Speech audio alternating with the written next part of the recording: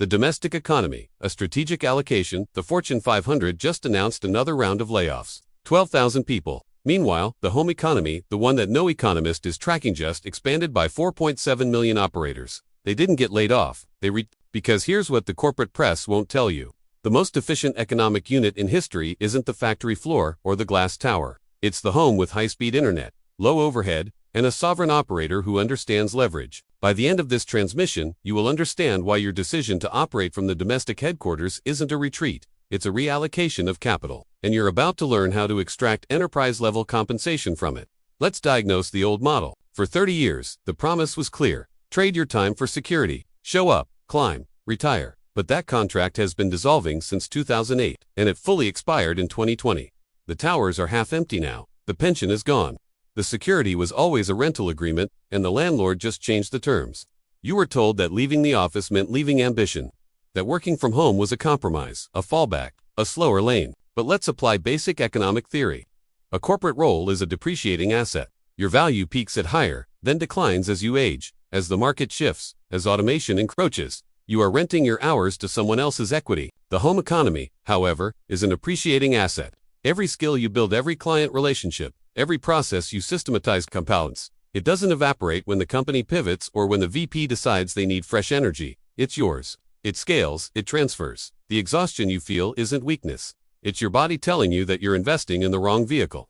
Let's talk about the mechanism. The corporate world has spent 2 centuries optimizing for one type of intelligence. Linear, output-driven, measurable. The assembly line, the spreadsheet, the KPI. But there is another type of capital that the market has consistently undervalued.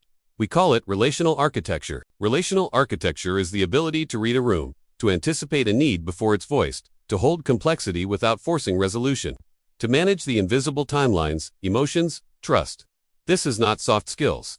This is the operating system that allows everything else to function. And here's the strategic advantage. AI cannot do this. It can mimic it. It can draft the email.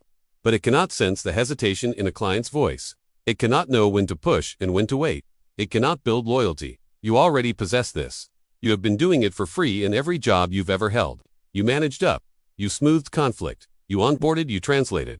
You held the institutional memory. Now you're going to extract a fee for it. Let's talk infrastructure.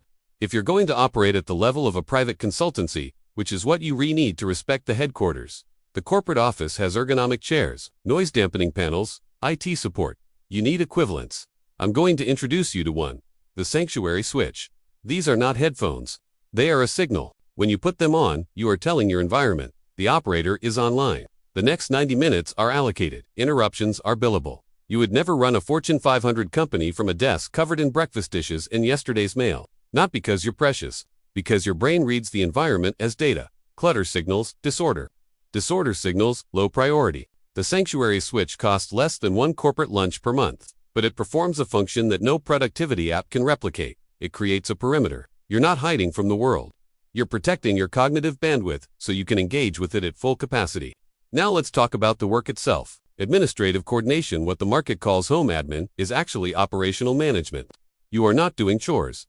You are running logistics for a multi-stakeholder entity with competing priorities, limited budgets, and zero margin for error. If you applied for a corporate role with this skill set, they would call you an operations manager, a project coordinator, an executive assistant. The salary range starts at $55,000 and scales to $90,000 depending on complexity. But you're not applying. You're allocating those same skills to external clients who need exactly what you've been providing for free. Someone who can hold complexity without dropping threads. Here's what that looks like in the market. Virtual executive support, client coordination, calendar architecture, inbox management, research aggregation, CRM hygiene. These are not tasks. They are systems, and systems generate equity. The companies hiring for this are not startups in chaos. They are established businesses run by people who understand the value of time.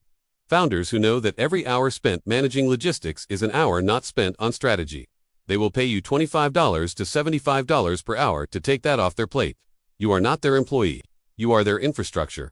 Let's zoom out. The question is not whether you can make money from home. You can. The data is irrefutable. The platforms exist. The demand is structural, not seasonal. The question is whether you are willing to reframe what you are doing. You are not staying home. You are establishing a base of operations with zero commute tax, maximum schedule sovereignty, and the ability to scale without permission. You are not helping with admin. You're providing operational continuity to businesses that cannot function without it. And you are not doing this instead of something bigger. You are doing this as the foundation for something bigger. Because here's the part that no one tells you. Wealth is not built in the spotlight. It's built in the accumulation of small, defensible advantages that compound over years. The entrepreneur who sells her company for 8 figures didn't start with venture capital. She started with one client, one referral, one system that worked. You are building that now. Not in 6 months. Not when the kids are older. Not when you have more time. Now the noise of children is not a distraction from the empire. It is the reason for it. The domestic headquarters is not a concession. It is a strategic position. You have lower costs, higher autonomy, and an unfair advantage in the one currency that matters most: trust. The corporations are contracting. The platforms are expanding. And you quietly, methodically are building equity that no one can downsize. Disclaimer: this content is for educational and informational purposes only and does not replace consultation with a professional. Always consult a qualified professional for any questions related to finance or business. Tell us where you are building your empire from. See you in the next video.